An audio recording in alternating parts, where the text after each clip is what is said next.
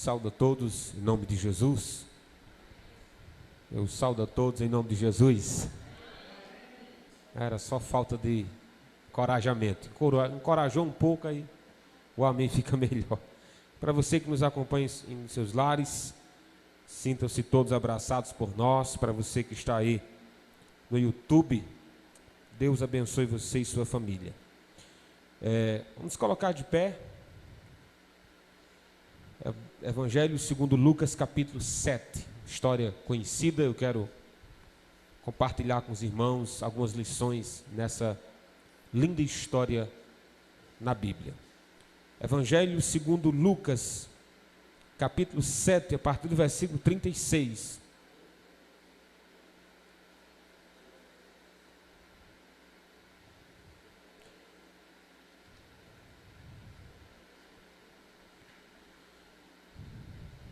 Evangelho de Jesus, segundo Lucas, capítulo 7, a partir do versículo 36.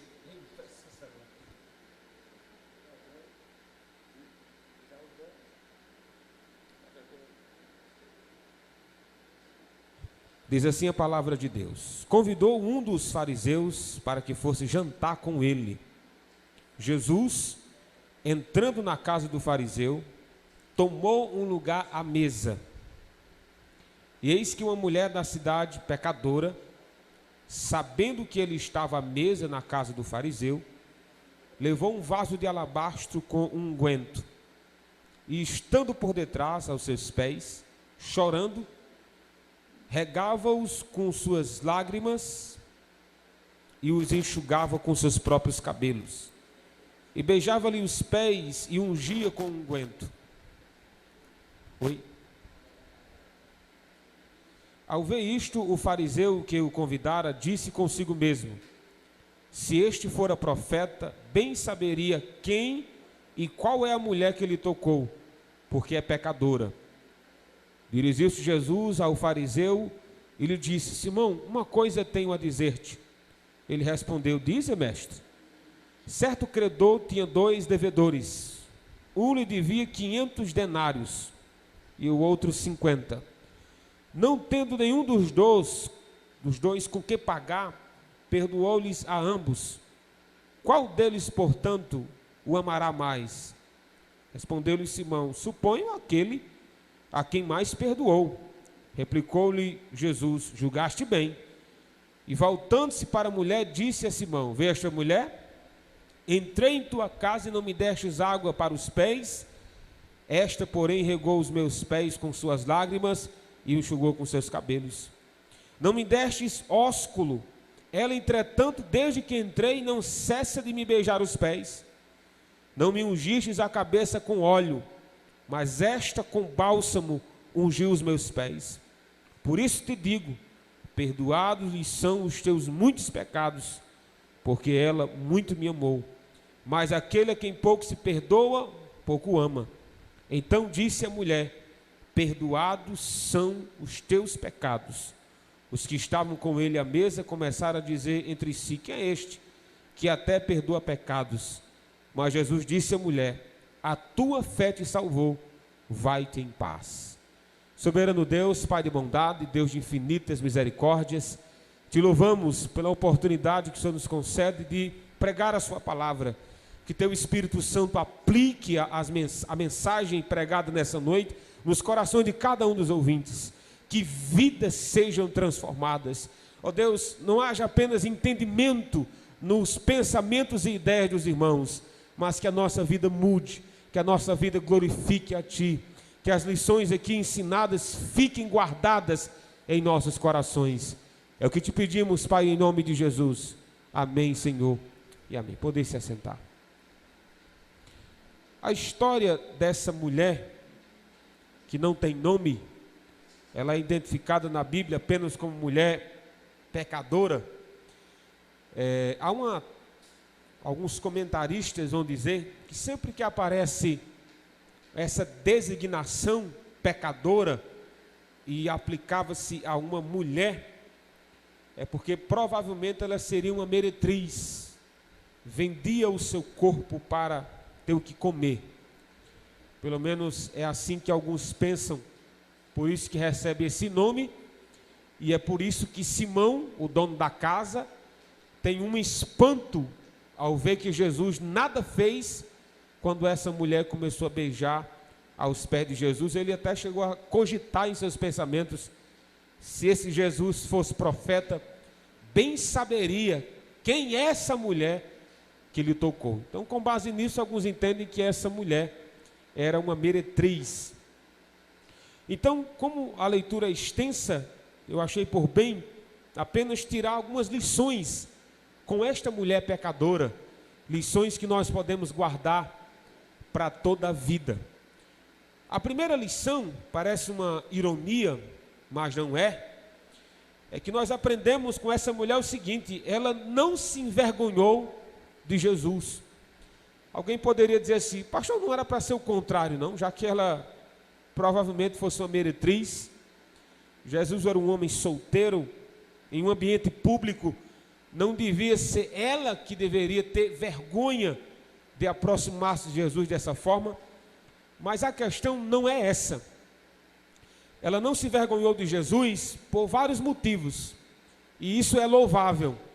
Jesus Cristo nada mais era do que um carpinteiro de Nazaré.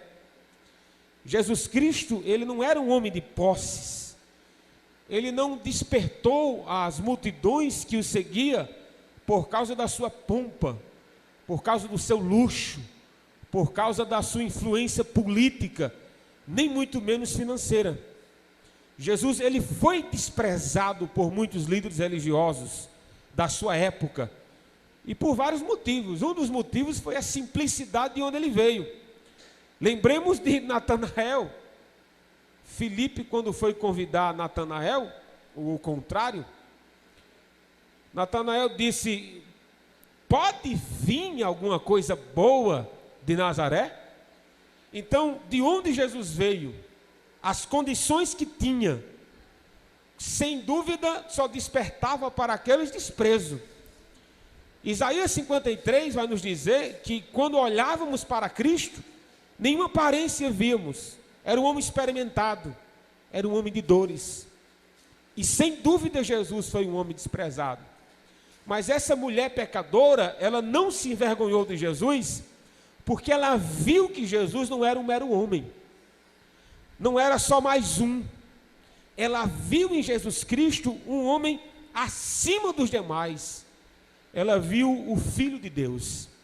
E a maior evidência de que essa mulher realmente viu Jesus de uma maneira diferente e não se envergonhou dele, foi a forma como ela chegou até Cristo. Meus irmãos, era impensável alguém se dobrar diante do outro homem. Lembremos de que outros homens em situações semelhantes, situações piores, eles não eram capazes de se ajoelhar aos pés de outro, porque era ter como um Deus. Está me vindo à minha mente a história de Sadraque, Mesaque e Abednego, quando tinha uma estátua criada por Nabucodonosor, onde era necessário que todos das províncias governadas por aquele imperador tinham que se dobrar aquela estátua. Qual foi a palavra que eles disseram? Eles disseram: não, a gente não vai se dobrar diante dessa estátua. E inclusive foi por causa disso que eles terminaram na fornalha. Então um judeu, ele não se ajoelhava diante de ninguém, porque era uma afronta, era uma blasfêmia. Mas por que essa mulher se ajoelhou? Por que essa mulher fez o que fez e não se envergonhou de Cristo? Porque ela sabia que aquele homem era o Filho de Deus andando sobre a terra. Então, se ela não se envergonhou de Cristo, nós também não devemos. Por mais que o nosso Senhor saiu de um país pequeno, de um povoado simples que era a Galileia, mas era o Filho de Deus encarnado, era o próprio Deus andando entre nós, e longe de mim e de você, nos envergonhar do nosso Senhor. Então esteja onde você estiver, com quem estiver, no ambiente que for, nunca se envergonhe de Cristo. Se está num ambiente de escola, diga que você é um cristão, um discípulo de Jesus. Se você está na universidade, faça o mesmo. Se você está no seu trabalho, faça o mesmo. Não se envergonhe do seu Senhor, não se envergonhe do seu Deus, não se envergonhe do Cristo que morreu na cruz para perdoar os seus pecados. Então, aprendemos com essa mulher que ela não se envergonhou de Jesus, sendo quem ele era aos olhos dos fariseus, mas aos olhos dela era o Filho de Deus. Segunda lição que aprendemos com essa mulher pecadora é que ela reconheceu quem era Cristo, não se envergonhou dele, mas ela também reconheceu quem ela era. Quem era essa mulher aqui? Ela reconheceu que era uma mulher pecadora.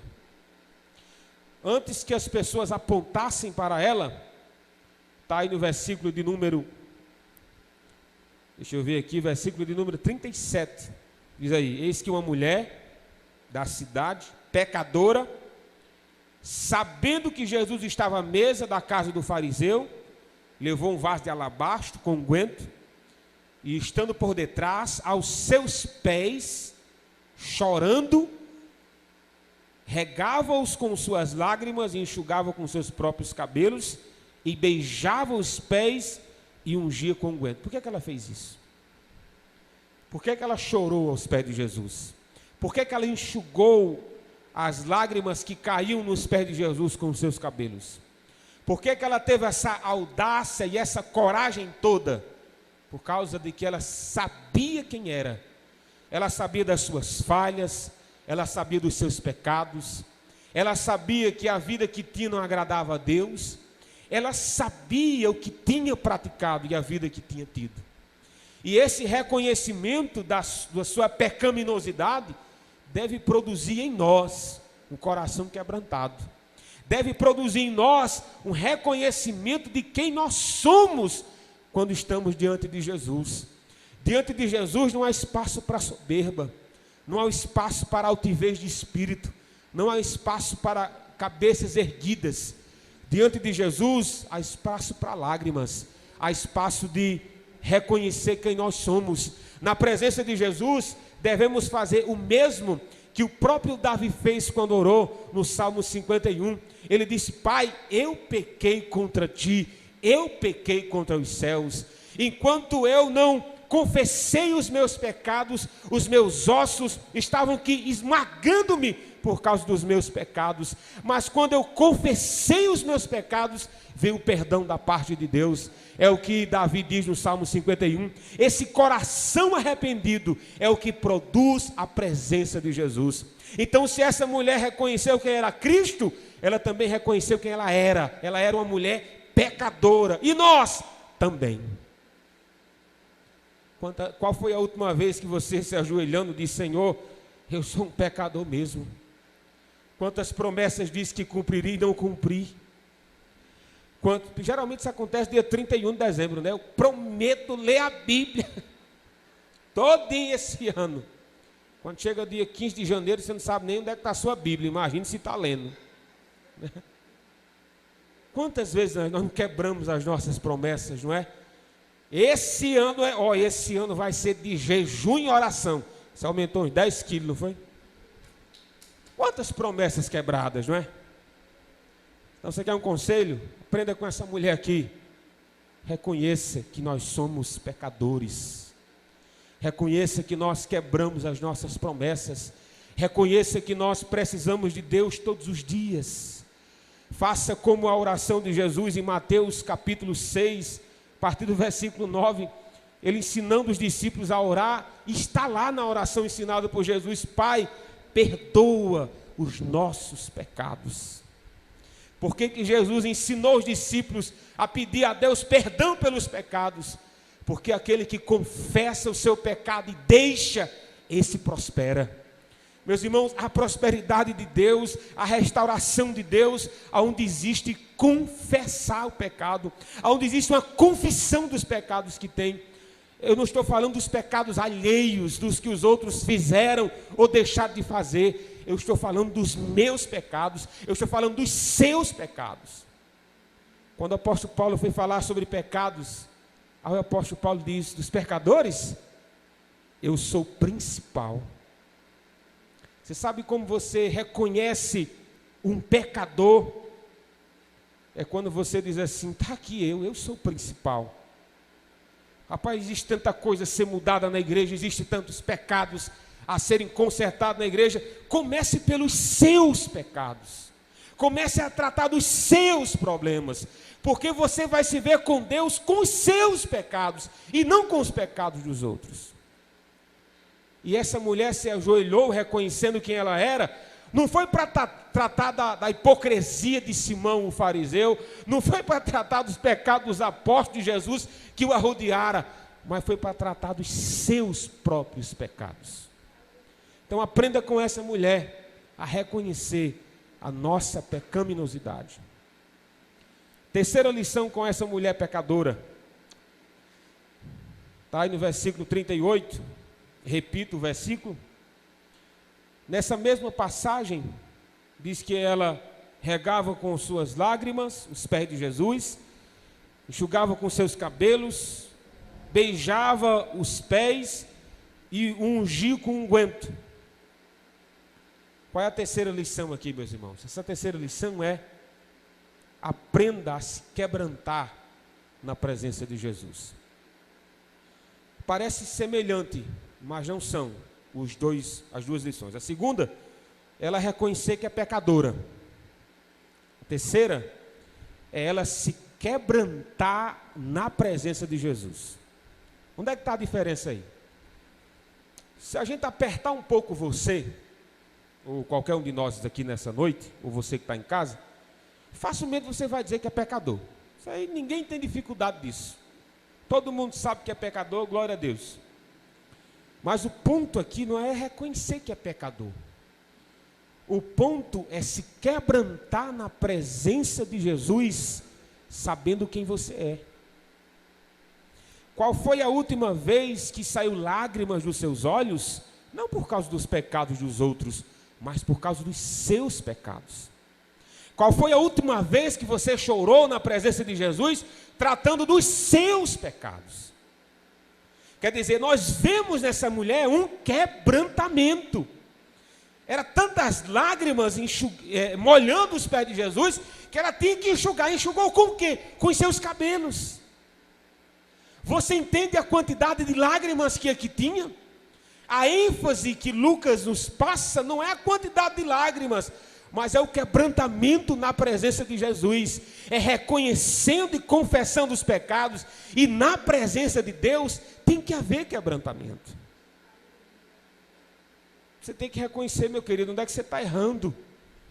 E a presença de Cristo deve produzir isso em nós. Lembremos do filho pródigo, em Lucas também 15.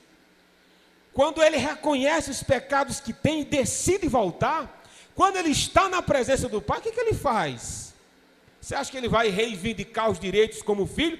Ele não tinha mais direito nenhum, porque perdera a parte da herança. Ele chega e diz: Pai, eu pequei contra ti, pequei contra os céus, aceita-me, nem que seja como um dos seus trabalhadores. O pai o interrompe, beijando, abraçando e levando de volta para casa. Então, na presença de Deus, tem que haver quebrantamento e reconhecimento. Onde não existe quebrantamento, meus irmãos, não há sinceridade. Não há sinceridade. Dizer que é pecador, qualquer um pode dizer, meu querido. Mas é bom que a gente chore também pelos nossos pecados. Quantas pessoas, meu Deus, choram quando o pneu da moto fura, quando o celular queima. Quantas pessoas choram?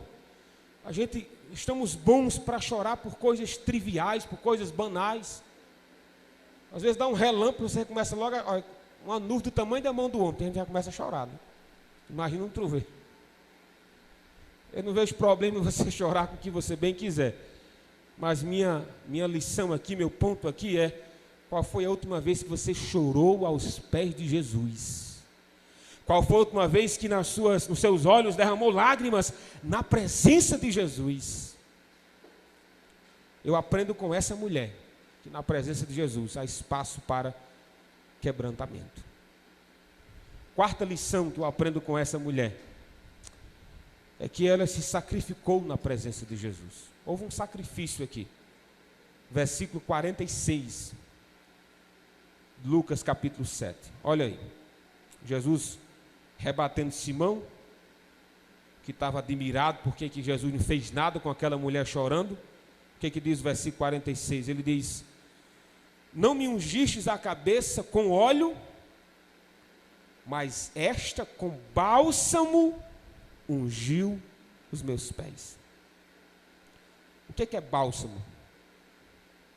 Bálsamo era um óleo aromático, né? Um óleo cheiroso, que se aplicava em pessoas importantes. Ela estava literalmente ungindo Jesus. E sempre que alguém importante visitava outro, nas tradições judaicas, havia um ungir óleo. Só que ungir óleo sobre a cabeça de alguém, nos tempos de Jesus, era ungir um pouquinho, umas 3 gotas, e olha lá. O que essa mulher fez? Ela derramou o bálsamo em Jesus. Não houve ali um gotejamento. Houve um sacrifício. Lembrando, meus irmãos, que tudo que fazemos pelo reino de Deus não é desperdício. É investimento. Essa mulher estava ungindo Jesus como filho de Deus, que daqui a pouco ia ser crucificado, que daqui a pouco ele chegaria à cruz, e ela fez um sacrifício diante desse filho de Deus, sabendo quem ele era, derramando bálsamo sobre Jesus. A lição que eu quero tirar aqui é a seguinte: qual foi a última vez que houve por sua parte um sacrifício para glorificar a Deus? Qual foi a última vez que você se dispôs a fazer esse sacrifício? Você sabe como é que a gente faz? Eu vou explicar. A gente projeta a vida dos outros, a vida financeira dos outros, e quer que os outros façam o meu sacrifício. Está errado, meu filho. Você não será cobrado por Deus pelos sacrifícios alheios. Você vai ser cobrado por Deus por sacrifício que você devia fazer e não fez. Nós somos bons em fazer investimentos e sacrifícios para nós. Mas quando diz assim, não, aqui é para o reino de Deus, aí, meu filho, é na base do gotejamento. Para você, a gente abre a torneira, pode até quebrar e despejar à vontade, mas quando é para o reino de Deus, há um gotejamento. Por que isso acontece, irmãos? O problema não está no que temos, o problema está que o que temos nos possui. O problema está que as coisas que estão ao nosso alcance, elas não são para Deus, elas são para mim. Eu conheci um irmão, comprou um carro tão bonito, tão novinho. E ele chegou, eu não fiz isso, foi ele que disse. Ele chegou para mim e disse assim: tá aí, pastor, é para a obra. Eu disse: chegou a 1,5 milhão, viu? Nesse tempo não tinha carro. Aqui é para a obra, pastor, aqui é para a obra de Deus. Aí 1,5 milhão. Eu digo: eita, agora tem um carro para fazer missões. Aí apareceu uma viagem para outro estado, culto de missões. Aí você sabe como é os estados do Rio Grande do Norte, né? Geralmente tem aí de 5 a 4 mil buracos por metro quadrado. Você tem que desviar do buraco maior para cair no menor. É assim que são as nossas estradas. Não tem como você desviar do buraco, você vai atrás do menor. Aí o irmão tinha dito que o carro era para missões, né? Eu disse: então bora. Esse irmão foi para essa missão, meu Deus do céu, me arrependi desde o dia que nasci. Aí ele foi a viagem, não tinha mais jeito, disse que era da obra de Deus, aí voltou.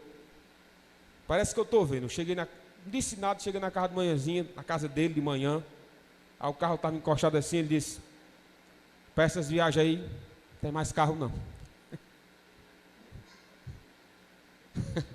Aí eu disse: mas homem, o que foi que aconteceu, irmão?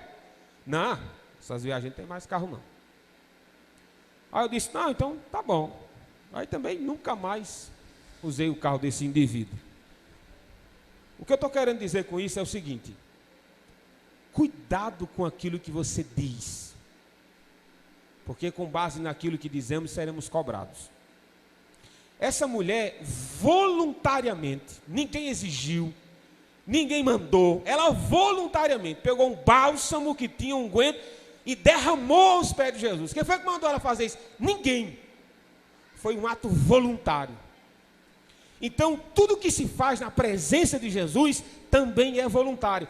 Mas se nós perguntar a essa mulher, rapaz, foi fácil fazer um negócio desse, não custou nada para você? A resposta dela diz, claro que custou alguma coisa. Tudo que se faz para Deus, mais cedo ou mais tarde, terá algum sacrifício, meu filho. É de chegar na casa de Deus, é de estar junto, é de ser fiel quanto às necessidades da igreja. Tudo haverá um sacrifício a ser feito, nada vem fácil. Mas ela fez o que fez, porque ela sabia que estava fazendo para o Filho de Deus. Ela sacrificou o que sacrificou, porque sabia que muito mais o Filho de Deus tinha para dar a ela. Por isso que ela fez, porque ela sabia para quem estava fazendo. Por último, o que aprendemos com essa mulher pecadora? É que Jesus salva os perdidos. Acompanhe comigo aí o versículo de número 47 e 48. Por isso, te digo, perdoado-lhes são os seus muitos pecados, porque ela muito amou. Mas aquele a quem pouco se perdoa, pouco ama. Então disse a mulher, perdoados são os teus pecados. Os que estavam com ele à mesa, versículo 49, começaram a dizer entre si, quem é este que até perdoa pecados? Versículo 50, mas Jesus disse à mulher, a tua fé te salvou, vá em paz. Todos aqueles que chegam diante de Jesus com quebrantamento, todos aqueles que chegam na presença de Jesus reconhecendo que são pecadores, eles voltam para casa perdoados, eles voltam para casa restaurados, eles não voltam para casa da mesma forma. Se você saiu disposto a se entregar a Cristo, você não volta da mesma forma. Essa mulher voltou para casa em paz e como filho de Deus. Nós aprendemos com essa pecadora, meu filho, que Jesus ainda perdoa pecados. Ô pastor, você não sabe a minha vida, você não sabe o que eu pratiquei, você não sabe por onde andei, meu querido ou minha querida, eu nem sei e nem preciso saber. O que eu posso lhe garantir é que Jesus ainda perdoa pecados, que Ele ainda transforma vidas, e que Ele ainda transforma homens e mulheres de Deus. Pergunta que se faz é se você quer fazer o que essa mulher fez. Chegar aos pés de Jesus. Quero convidar a irmã Melissa para trazer um louvor ao Senhor. Enquanto isso, amigo que está nos acompanhando direto de sua casa, aí no conforto do seu lar, se você deseja entregar a sua vida a Cristo, nos procura, fala conosco. Escreva aí nos comentários o que você deseja, que a gente vai até você. Cristo ainda perdoa pecados. Amém.